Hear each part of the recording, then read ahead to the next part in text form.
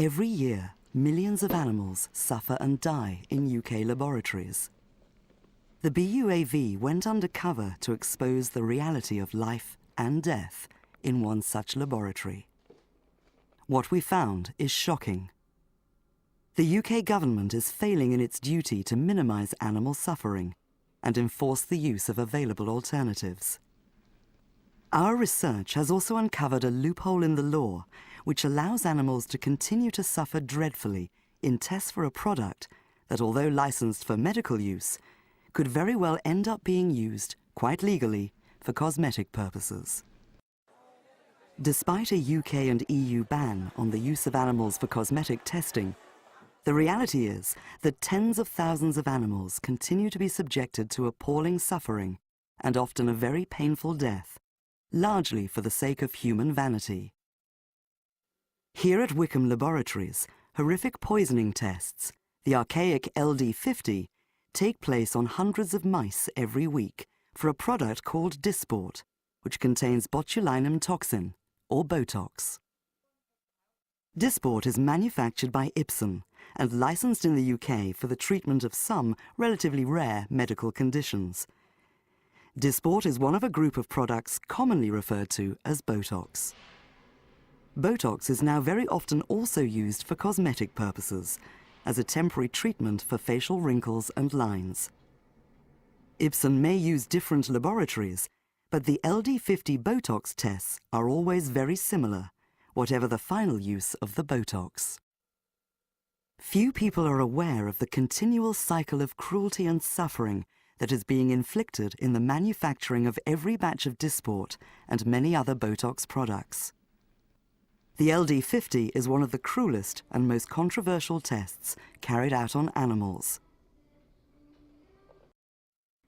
Mice are injected with the botulinum toxin into the abdomen. The needle goes in about halfway at 45 degrees. Within hours, signs of poisoning start to show. Many mice have difficulties walking.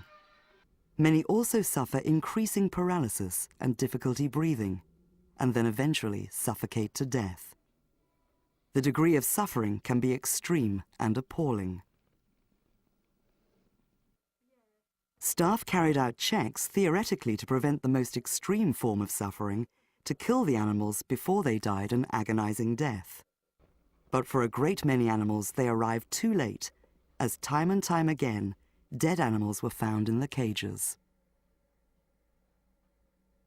Any mouse considered unlikely to survive was taken out into the corridor and crudely killed on the floor, using a ballpoint pen to break the neck. New staff were trained to break necks on these extremely sick mice. I definitely broke her. Yeah, I definitely broke her back, so I could see it go.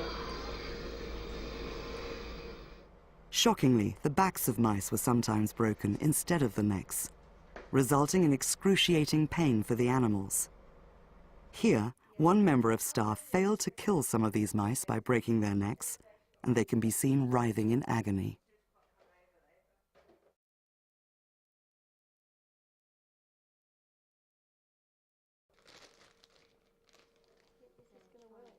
The mice found dead or killed during the test were counted, sealed in plastic sandwich bags, and then simply discarded in a bin.